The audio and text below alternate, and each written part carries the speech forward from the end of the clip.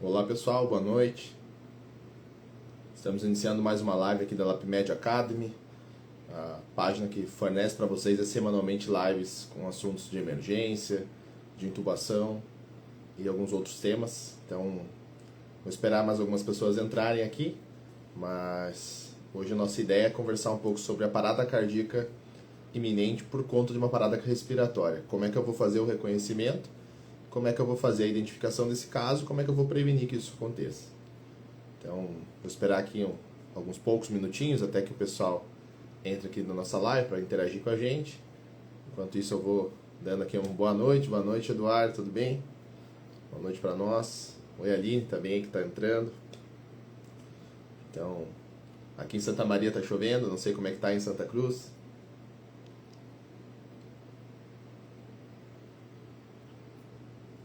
Para quem não me conhece, inicialmente eu sou o Dr. Rômulo Gaudêncio, sou médico formado em cardiologia, sou médico formado em clínica médica aqui pela UFSM e hoje sou R2 de cardiologia aqui na UFSM também. Esse horário ali, depois posso trabalhar bastante, a gente já começa até a querer estar formado já. As brincadeiras à parte, além de residente de cardiologia, eu também sou um dos instrutores aqui do TVA, que é o curso da LapMed Academy de treinamento de via aérea e difícil.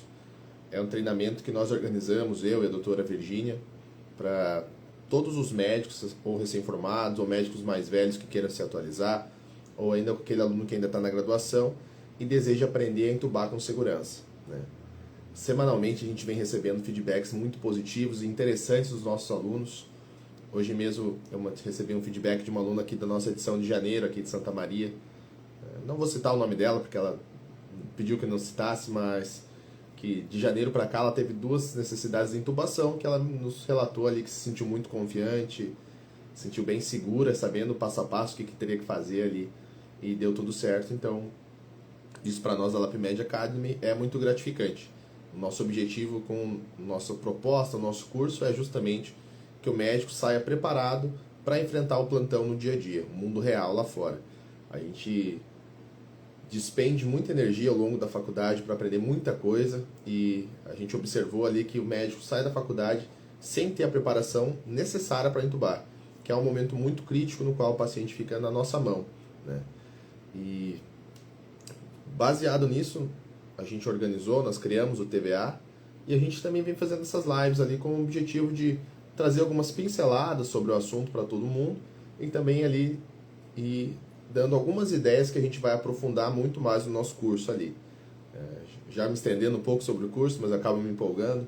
O curso eles são 2 dias que a gente fala mais de 20 horas só sobre intubação, tanto a parte teórica quanto a parte prática, tem muita parte legal ali. Intubação em bonecos pediátricos, adultos, intubação em modelos de adolescentes também. A gente ensina a usar os dispositivos, como a própria máscara laríngea. A gente também realiza a crictiroidectomia cirúrgica ali no modelo animal. A gente consegue traqueias animais ali para a gente realizar o procedimento. Então, quem faz o curso sai preparado para enfrentar qualquer cenário.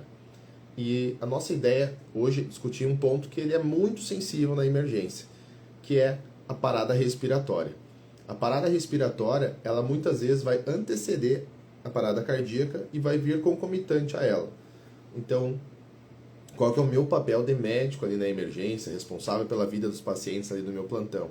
É justamente eu conseguir reconhecer essa parada antes que ela aconteça. Então a nossa proposta aqui não é manejar a parada cardíaca ali a gente aprende lá na CLS, naquele curso, nas aulas de suporte básico de vida. Então, vou garantir a oxigenação do paciente e vou manter as compressões de maneira adequada ali, né? No Basic Life Support, antes de fazer a intubação, 30 compressões para 2 ventilações com AMBU, ou depois da intubação, mantém as compressões de maneira contínua e as ventilações são uma vez a cada 6 segundos. Esse é a CLS ali e o BLS somados.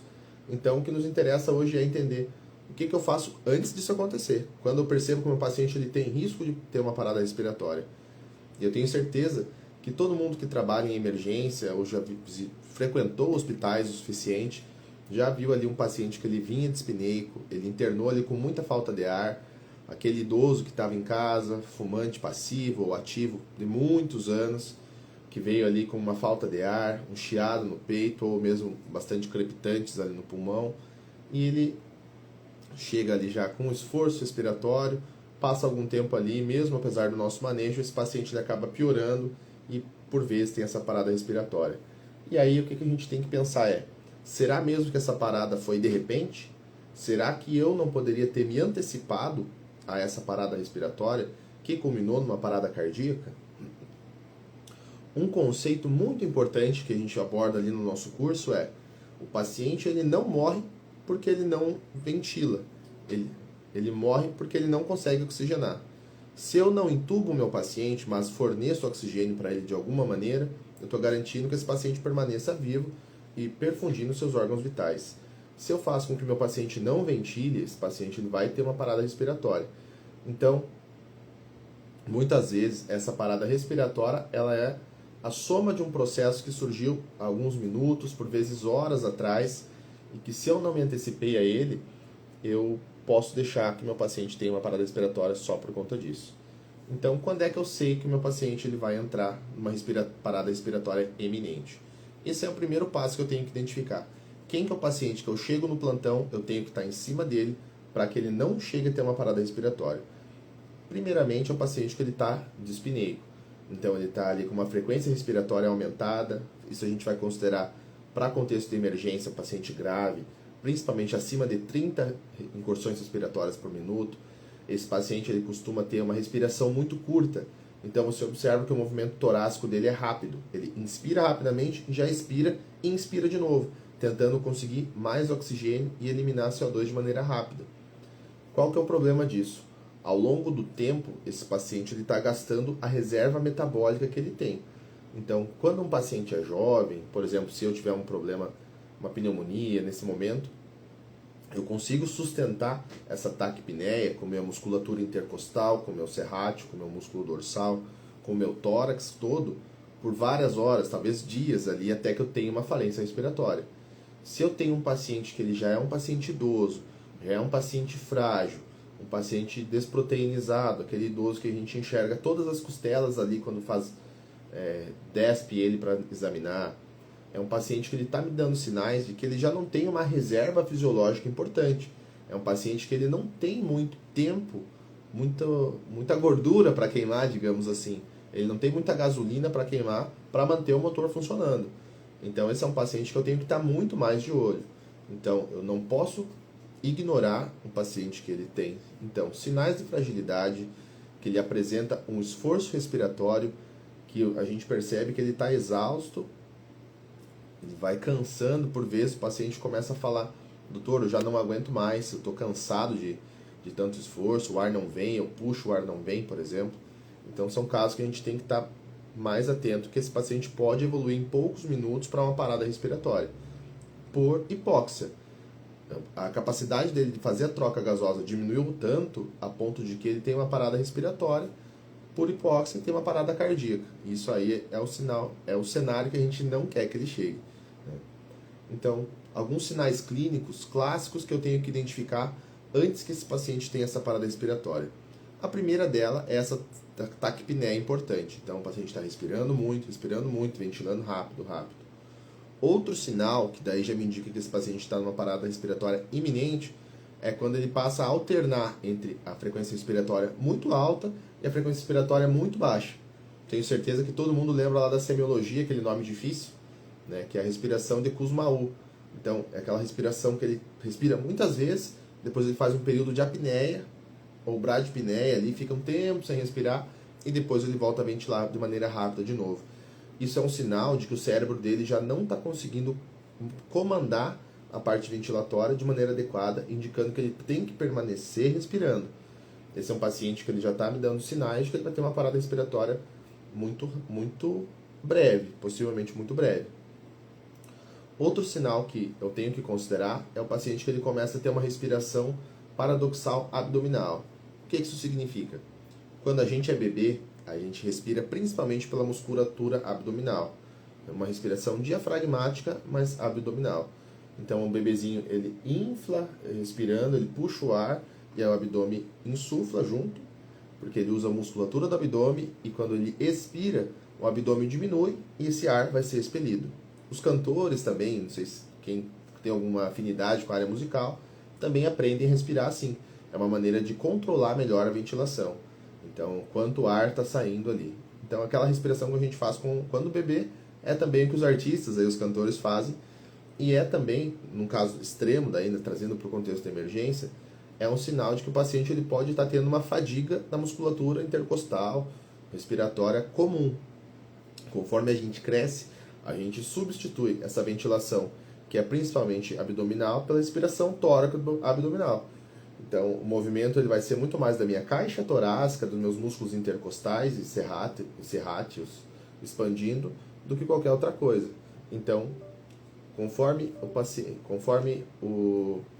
a gente vai crescendo, a gente vai fazendo essa transição em relação à ventilação, e isso vai me indicar que quando eu começo a voltar a ter somente uma ventilação abdominal, pode ser um sinal de que o paciente já está chegando na fadiga muscular, porque a musculatura intercostal que ele usa normalmente já se venceu, já acabou essa reserva metabólica, ele começa a usar o abdômen, que é o que a gente não usa habitualmente para ventilar.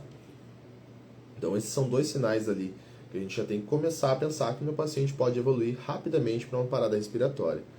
O terceiro sinal que a gente pode usar seria ali a incapacidade de completar frases. Então, eu estou conversando ali com o meu paciente e ele começa a ter uma fala entrecortada. Eu não sei se vocês já tiveram experiência de atender aí pacientes, por exemplo, em edema agudo de pulmão, que é pelo relato dos pacientes, né? Eu ainda, graças a Deus, não tive nenhum problema desse nível, mas é como se você estivesse literalmente se afogando, porque o seu pulmão ele está cheio de água e você não consegue fazer a troca gasosa por conta disso. Então, o paciente ele começa a falar muito rápido. Você começa a falar, seu José, como é que você está? Está com dor no peito? Não, não tô. E cada ventilação ele não consegue ter oxigênio suficiente para expirar, para formar a fala. Isso é um sinal de que esse paciente ele já está na última das reservas que ele tem. A possibilidade de ele evoluir com uma falência respiratória breve também existe e eu tenho que estar muito atento. Um dos últimos passos ali que eu tenho que citar, que a gente tem que considerar como um sinal clássico de insuficiência respiratória, é o paciente que ele, por uma insuficiência respiratória, ele já está entrando num estado de alteração do nível de consciência. Esse é um sinal que ele já está tendo uma completa incapacidade de fazer as trocas gasosas. O objetivo da respiração, basicamente, né, reduzindo em miúdos, é fornecer oxigênio para os tecidos e eliminar o CO2. O CO2, quando ele vai se acumulando na nossa corrente sanguínea, ele vai fazendo com que um efeito ácido, naquele mecanismo tampão, ele vai fazendo um efeito ácido, e isso vai fazer com que a gente tenha dificuldade para ventilar. Vai ter dificuldade em oxigenar o cérebro, os rins, o pulmão, o próprio coração, as coronárias. E quando o cérebro começa a ter uma hipoperfusão, ele não consegue fornecer o oxigênio, receber o oxigênio que ele necessita, a gente começa a ter aquele paciente que apresenta confusão mental. A maioria das funções orgânicas dele ainda estão funcionando, o cérebro ainda está funcionando, mas ele começa a ter uma flutuação do sensório. Então isso aí é um sinal bastante clássico. O paciente ele começa a estar momentos mais acordados, momentos mais sonolentos, você chama, ele abre o olho, ele fala alguma coisa que às vezes não é muito correlacionado à conversa, né? A gente diz brincando ali, o paciente não está falando coisa com coisa, né? Então, seu fulano, o senhor está com falta de ar? Tô, mas eu tô aqui no hospital em São Paulo, sendo que ele está aqui no Rio Grande do Sul. Então, muitas vezes o paciente está confuso, ele não sabe onde ele está. É o momento que às vezes o paciente começa a fazer delírio, começa a ver objetos, animais, pessoas que não estão ali, ou achar que está em casa, começa a brigar com a vizinha. Então, são sinais que esse cérebro já está ficando hipoperfundido. Se esse paciente está nesse contexto por conta de uma insuficiência respiratória, de um quadro respiratório, a probabilidade dele ter uma parada respiratória nos próximos minutos está aumentando até o ponto de que ela pode se tornar realidade. Então esse é o momento que eu tenho que tomar algumas decisões clínicas. Quais são elas? Inicialmente é identificar o diagnóstico sindrômico do meu paciente. A gente aborda muito, a gente discute muito isso lá no curso, porque além da indicação da intubação, a gente discute muito como eu vou evitar a intubação. Por mais que a gente adore entubar, e eu sou fanático por isso, a doutora Virgínia também, acho que os nossos alunos também são, mas o que a gente mais quer é ver o nosso paciente bem. Então a gente não faz o procedimento quando ele não tem indicação. Então a gente busca evitar ao máximo esse procedimento, mesmo a gente tendo a capacidade técnica, nos preparado para que isso ocorra bem. Então a gente vai fazer de tudo para que o paciente não seja entubado.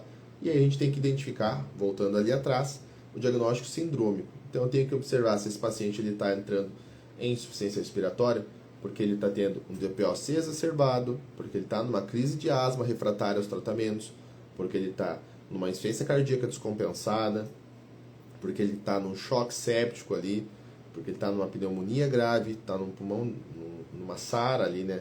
Num pulmão que está sofrendo uma síndrome do desconforto respiratório do adulto, porque ele está tendo um AVC, por exemplo. Então, tudo isso ali a gente tem que considerar nesse momento. E tratei de acordo. Usando um exemplo simples aqui, um paciente que ele tem um idoso que teve uma pneumonia, que estava internado num asilo, isso é bastante comum, né? A gente chega lá, o idosinho com esforço respiratório, febre, taquipneia, confusão mental, a gente começa a auscultar, o pulmão cheio de roncos. Faz um raio-x, observa ali bastante consolidação ali no raio-x. Primeira coisa que eu vou fazer, solicitar hemoculturas, começar antibiótico, me preparar para a expansão volêmica. Então vou fazer ali aquela consideração ali, considerando o choque séptico. Vou iniciar antibiótico, vou hidratar, vou fazer um manejo dele com corticoide inalatório, com nebulização se for necessário. Vou fazer todo o manejo. Observei que mesmo assim ele permanece com todos esses sinais de parada respiratória. O próximo passo que eu tenho é preparar o meu material para a intubação. Então eu já vou observar que esse paciente está caminhando para esse ponto e não vou deixar chegar na parada respiratória. Eu vou me preparar para ventilá-lo, prepará-lo para a intubação, enquanto eu ainda tenho um pouco de tempo, enquanto eu ainda tenho um pouco de reserva metabólica. Depois que a parada cardíaca, a parada respiratória aconteceu, qualquer um identifica, qualquer um intuba, ali como a gente falou nos primeiros minutos da aula, é fazer as compressões ali no tempo correto, é fazer a ventilação no tempo correto. Isso aí a gente aprende até no primeiro semestre, se nos ensinarem. O que vai mudar mesmo é a capacidade do médico de identificar isso antes que ela aconteça e de corrigir, né? Muitas vezes a gente não observa o médico que fez tudo certo, porque o paciente melhorou e foi embora. Mas o paciente vai agradecer e o médico vai ter a consciência de que fez tudo certo. Então, o nosso objetivo aqui é nos preparar justamente para identificar tudo antes que isso aconteça, certo? Qual que é o erro mais comum ali que a gente observa?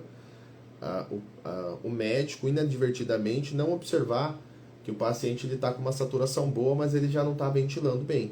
Então, muitas vezes o paciente está com uma oximetria ali boa. Você chega um paciente grave, esse paciente que eu dei o exemplo, idosinho com tosse, febre, dispneico ali, mas tu coloca ali o oxímetro nele, está medindo 90%. E aí você deixa ele ali. E você não observou, por exemplo, no caso dele ser um DPOC, que ele já está tendo uma ventilação prejudicada. Então, ele está muito taquipneico, ele está conseguindo manter essa oxigenação às custas de uma frequência respiratória muito alta. Se esse idoso eu deixá-lo ali por 3 horas, 4 horas, fazendo uma frequência respiratória de 40, 50 às vezes, eu já vi, o que eu espero que vai acontecer daqui 4 horas? Até fiz essa pausa para vocês pensarem, né? É óbvio que esse paciente ele vai ter uma fadiga respiratória e ele vai evoluir para uma parada respiratória. Então, quando eu observo esses sinais clínicos, eu tenho que tentar me antecipar. Tenho que observar o quê? Esse paciente ele pode estar retendo CO2, ele vai estar completamente acidótico, a gasometria está piorando. Eu faço uma gasometria, eu vejo ali que o PCO2 dele, que na chegada era 50, já está em 60. Vejo que o lactato, né, que é um marcador de metabolismo anaeróbico que a gente tem na gasometria, principalmente ali de maneira rápida, também está aumentando, apesar do esforço. Observo que esse paciente, muitas vezes, ele está com as extremidades frias, a pele pegajosa. O tempo de enchimento capilar, muito importante, por si só, ele já pode indicar um marcador de mortalidade, inclusive em UTI. Hoje em dia ali já existem alguns estudos que comprovam que o tempo de enchimento capilar aumentado, ele tem uma correlação muito grande com o lactato, para a gente prever piora clínica. Então, o tempo de enchimento capilar desse idoso ele já está aumentado. Tudo isso ali me indicando que esse paciente está evoluindo mal. Então, por mais que ele ainda mantenha a saturação boa, eu tenho que fazer toda essa avaliação do contexto ao redor disso para evitar que ele chegue nessa falência respiratória. Porque enquanto ele tem gasolina para queimar, enquanto ele tem gordura para queimar, Enquanto ele tem lenha, ele vai gastar essa lenha, essa reserva fisiológica. Então, muitas vezes eu tenho que tomar a decisão de fazer a intubação para usar essa reserva fisiológica que ele tem ainda, para que ele saia do tubo melhor do que ele entrou. A intubação, ela é uma ponte entre um estado A de doença e um estado B de melhora. É para isso que a gente intuba, né? Porque eu quero tirar o meu paciente de uma gravidade pior para um estado melhor. Então, se eu tenho a oportunidade de fazer com que o meu paciente ele seja intubado enquanto ele ainda não está em falência respiratória, enquanto ele ainda tem reserva metabólica e fisiológica para combater essa infecção, por exemplo, nesse exemplo que eu estou dando, eu tenho que identificar isso de maneira precoce para indicar esse procedimento de maneira adequada e garantir que ele tenha essa energia que ele gastaria ali tentando vencer esse quadro metabólico que ele não está dando conta ainda. Eu posso fazer tudo isso de maneira mais calma, com um antibiótico no ambiente de UTI, com todo o manejo adequado ali e com a ventilação dele garantida, fazendo menos esforço. Por quê?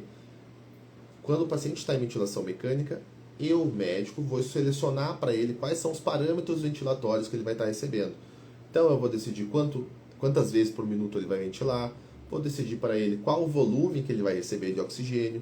Isso tudo faz com que eu tenha o paciente na minha mão, a ventilação do paciente na mão, de maneira que a gente tem que fazer adaptações conforme a demanda metabólica dele.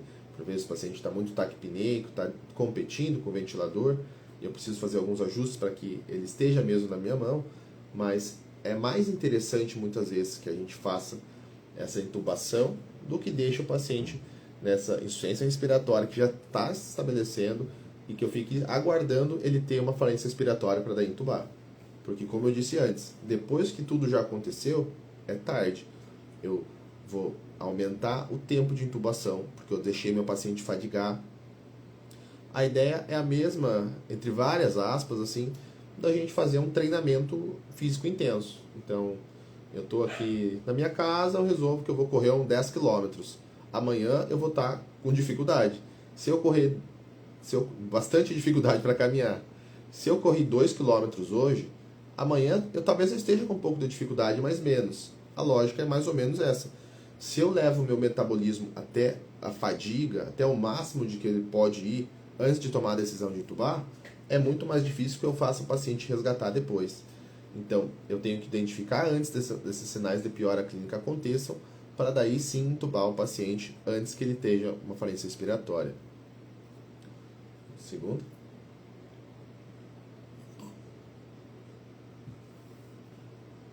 O paciente que ele está com sinais de falência respiratória, além desses sinais clínicos, geralmente ele está começando a reter CO2.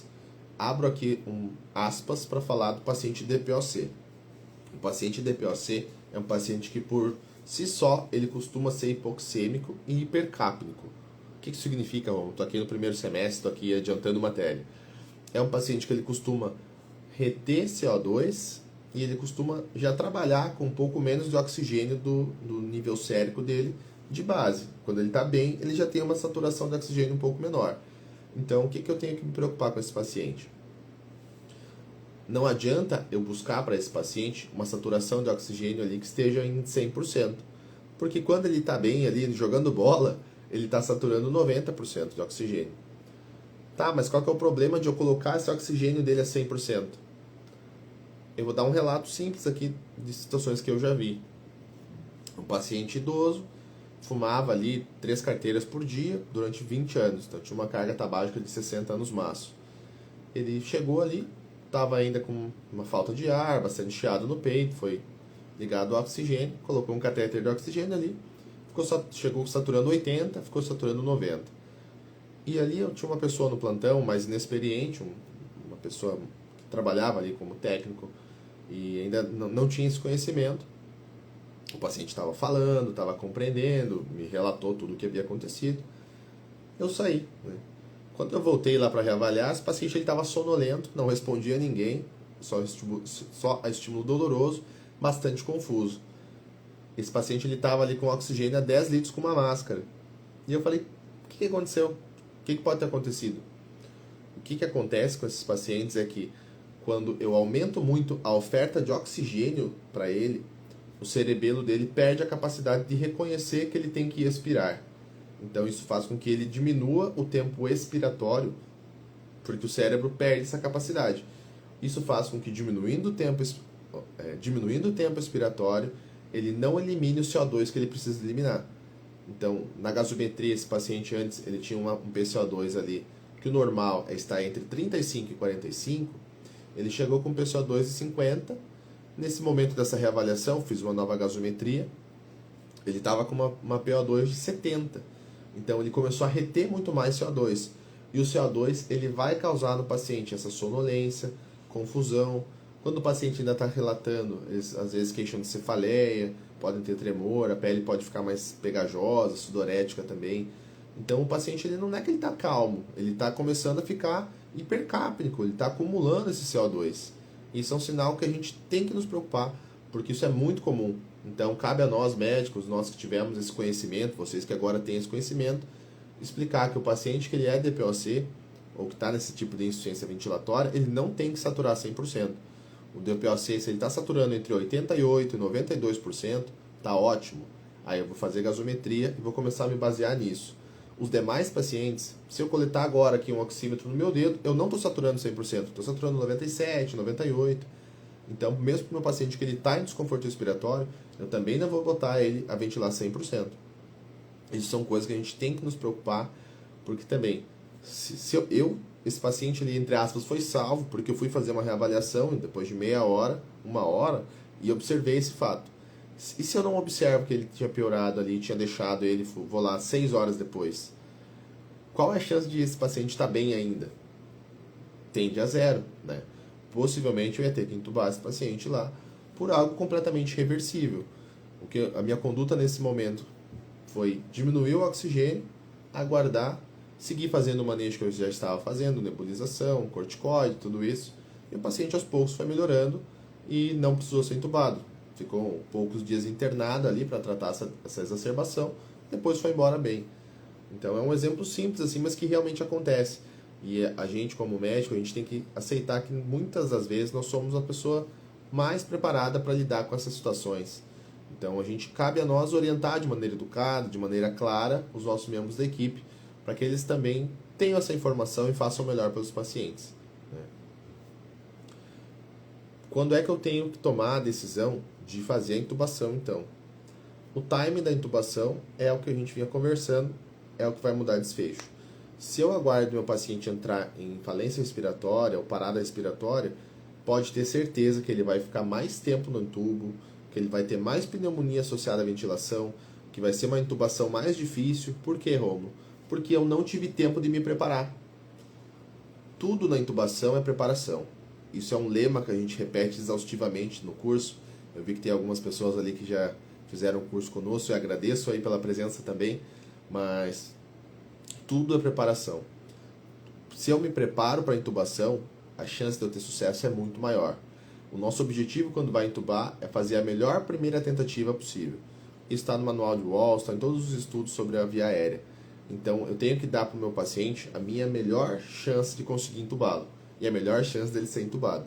Por quê? A cada vez que eu não consigo intubar, eu aumento mortalidade, aumento morbidade também, aumento o risco de broncoaspiração e todas as outras coisas que a gente não quer que aconteçam na nossa intubação. Então eu preciso fazer o reconhecimento do momento correto para fazer a intubação e me antecipar a isso. Por quê? Se eu observo que o meu paciente ele já está me dando sinais de fadiga respiratória, ele já chegou ali, já fiz o diagnóstico sindrômico. Bom, é um DPOC exacerbado. Vou usar um outro exemplo agora. É um edema agudo de pulmão, para a gente conversar e ajudar vocês também. Então, é um edema agudo de pulmão, que eu já identifiquei que ele está hipertenso, coloquei ali ele com o vasodilatador, liguei o tridil para o paciente, a nitroglicerina no caso. Tem o VNI, coloquei o paciente na máscara de VNI, coloquei diuréticos na dose adequada, e o paciente ainda não melhorou, não respondeu. Pelo contrário, ele começou a ficar sonolento, ele permanece com esforço respiratório, uso de musculatura intercostal, retração de fúrculo external, que o bebê tem, mas o adulto também pode ter, a respiração principalmente abdominal, do que tórax abdominal, que a gente vinha conversando, e uma frequência respiratória sustentada muito elevada, 35 incursões respiratórias por minuto, 40 ventilações por minuto. Esse é um paciente que eu tenho que identificar a possibilidade que eu vou ter que entubá-lo em breve. Então, nesse momento, eu já vou começar a organizar a minha sala. Eu vou falar para a minha equipe de enfermagem: esse paciente está evoluindo mal, eu acho que eu posso ter que entubá-lo daqui 15 minutos, daqui meia hora, daqui uma hora. Então, eu já me antecipo, começo a organizar com a equipe o material. Então, é o momento que eu vou separar o material, vou pegar ali os videolaringos que eu vou testar, vou separar os tubos que eu vou utilizar, vou pegar o buge. Eu sugiro sempre que usem buge, a gente fala muito do buge no nosso curso também, mas é uma ferramenta ótima. Não vou usar o buge, não tenho, não gosto, não sei, é fácil de usar, a gente ensina no curso. Não vou usar o buge, então vou colocar um fio guia para fazer a intubação, vou preparar para posicionar o paciente, vou pegar o material de aspiração, vou observar se a sonda de aspiração está funcionando, se a torre de aspiração ali na parede do hospital está funcionando para fazer a aspiração, e vou me preparar para o momento que eu tiver que entubá-lo. Eu vou fazer isso com calma, com tranquilidade, com preparação. Porque esses 5 minutos aqui, ó, foram 30 segundos que eu demorei para enumerar todas essas coisas que a gente consegue organizar quando eu conheço a minha sala vermelha, quando eu conheço o meu material disponível, que eu sugiro que vocês sempre façam quando vão trabalhar. Conheça a sala vermelha de vocês, conheça os materiais que vocês têm disponíveis antes de precisar. Depois que precisar, é tarde. Ninguém vai saber onde está o aspirador. O pessoal vai sair correndo procurar uma sonda de aspiração quando você já estiver laringoscopando e observar que está cheio de secreção na via aérea e você não enxerga nada. Então a preparação é a chave do negócio. Então a gente tem que preparar para fazer o procedimento muito antes de necessitar. Eu vou deixar o meu material preparado, vou deixar tudo organizado, porque eu sei que eu vou precisar entubar esse paciente em breve. E aí, preparei tudo, fiz ali os 7 P's da intubação, eu vou me organizar para fazer a intubação, porque eu já observei que ele foi refratário ao meu manejo clínico. Então, eu identifiquei os problemas, eu tentei tratá-lo de maneira não invasiva, sem fazer a intubação, foi refratário, eu tenho que indicar a intubação nesse momento. Se eu postergar isso, como eu falei hoje mais cedo já, eu vou estar aumentando a chance de entubar esse paciente durante uma parada respiratória ou num caso muito mais grave. Por quê? Durante a parada respiratória, eu não tenho tempo de pré-oxigenar. A pré-oxigenação é um dos momentos chaves para que eu consiga entubar o meu paciente com segurança. A pré-oxigenação é quando eu vou colocar o paciente com o fluxo de oxigênio a 15 litros por minuto, né, a 100% de oxigênio. Vou colocar ele na máscara de ambu e vou só sustentar sobre o rosto dele. Isso é um erro conceitual muito comum que eu observo ali as pessoas, que é fazer a ventilação nesse momento com o ambu, com o dispositivo bolsa, válvula, máscara. Quando eu estou pré-oxigenando, não é o momento de ambusar, exceto se o paciente estiver já em insuficiência respiratória e eu precise ambusar para que ele faça um resgate e a saturação de oxigênio dele suba, porque ele está em insuficiência respiratória. Se o paciente ainda ventila por conta própria, ainda fala, ainda está consciente, ainda está taquipneico, eu não vou ambusar. Eu vou só segurar a máscara de oxigênio e deixar que ele respire por ele mesmo durante 3 a 5 minutos, saturando a 100%. E aí, no final desse tempo, eu vou usar as drogas sedativas, considerando que eu já posicionei o meu paciente na posição do sniff position, ou na posição em rampa, se for um obeso, para assim eu fazer a intubação. Então, o momento que eu observo que o paciente ele perdeu a capacidade de sustentar essa ventilação, se eu observo que todos os meus manejos foram frustros até então, é o momento que eu tenho que perceber. Eu vou ter que intubar esse paciente e eu vou me antecipar à parada respiratória, certo? A gente já falou bastante hoje aqui, acho que deu para trazer um remember ali, bastante coisa prática e também dinâmica para vocês. E tem que levar, sugiro assim que vocês sempre avaliem o paciente muitas vezes quando o paciente está na sala vermelha. Se eu não preciso entubá-lo imediatamente, ou seja, se ele ainda não está numa parada respiratória ou numa parada cardiorrespiratória ou numa insuficiência respiratória muito grave, eu vou conseguir me preparar para essa intubação. Então eu vou gastar entre várias aspas, porque na verdade eu vou estar ganhando chance de sucesso na intubação. Eu vou gastar um pouquinho desse meu tempo me preparando para o procedimento. Como eu disse exaustivamente, vou checar o meu material de intubação, material de fixação do tubo, se eu tenho ventilador, se o meu ambu está funcionando, se eu tenho buge, Se eu tenho seringa para insuflar o tubo, se eu tenho estetoscópio para escutar se o tubo depois estiver no local correto, se eu tenho sonda de aspiração que está funcionando, se eu tenho equipe, se eu tenho plano B, se caso eu não consigo entubar, eu tenho uma máscara laríngea para colocar na ventilação, porque, de novo, lá que eu falei lá no início, o paciente morre porque ele não ventila, ele não morre porque ele não está entubado. Então, se eu não conseguir entubar, eu vou colocar o paciente na máscara laríngea e vou manter ele vivo, até que eu consiga ou me preparar para uma segunda tentativa, ou que eu consiga chamar alguém mais experiente, ou que eu consiga um videolaringo, ou que eu consiga transportar ele para um outro hospital. Tá tudo bem, eu posso levar meu paciente na máscara laríngea por algumas horas, com segurança, com o paciente ventilando, ele vai chegar vivo, né? Como eu digo assim no nosso curso também, não é vergonha não entubar, vergonha é quando eu deixo de oxigenar o meu paciente morre, ou tem uma parada cardíaca, porque eu não soube manejar a via aérea dele. Então, o nosso objetivo com o curso, que a gente aborda exaustivamente, é justamente esse. O paciente ele tem que ventilar, e eu preciso garantir isso de qualquer maneira possível. Então, vai ser pela intubação orotraqueal, vai ser pelo plano B ali na máscara laríngea, algum dispositivo supraglótico que eu tenho, e se for necessário, a cricotireoidectomia cirúrgica, que a gente aprende a fazer juntos. A gente treina juntos ali, aluno por aluno, para fazer isso e para aprender justamente a fazer. Porque a ideia é, o médico que está na sala vermelha, ele tem que saber, o mínimo é a oxigenação, é fornecer a ventilação ali, a chance do paciente sair desse quadro agudo dele. Se eu não tenho o conhecimento básico, a minha opinião sincera é que essa pessoa não deveria estar nesse local. Então, ela deve procurar se especializar, deve procurar estudar, deve procurar fazer cursos. O nosso é o melhor, mas é uma das opções que existem outros cursos também, mas é um local onde poucas falhas são permitidas, e principalmente nesse momento da intubação. Então, eu aproveito aqui para deixar o convite para todo mundo que está assistindo a live, que não conhece ainda o nosso curso, está conhecendo a LapMed agora, está chegando pelas lives. Pelo último curso ali eu vi que teve muitos novos seguidores, então agradeço pela presença de todo mundo ali, o Eduardo que está ali assistindo, ali, que é nosso amigo, agradeço pela presença.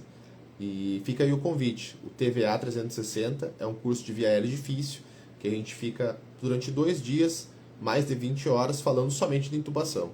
Então aqui foi um pequeno compilado de muito do que a gente fala no curso, com um foco eminentemente prático. A gente aborda muita teoria, muita coisa teórica e prática que eu e a Virgínia, a gente estudou, a gente praticou, a gente discutiu juntos ali e buscou nas melhores referências mais recentes para vocês. Então tem muitas coisas completamente atualizadas ali que a gente aborda também. E a próxima edição vai ser agora no dia 28 e 29 de março, em Porto Alegre. Temos poucas vagas disponíveis, graças a Deus o curso está sendo bastante de sucesso.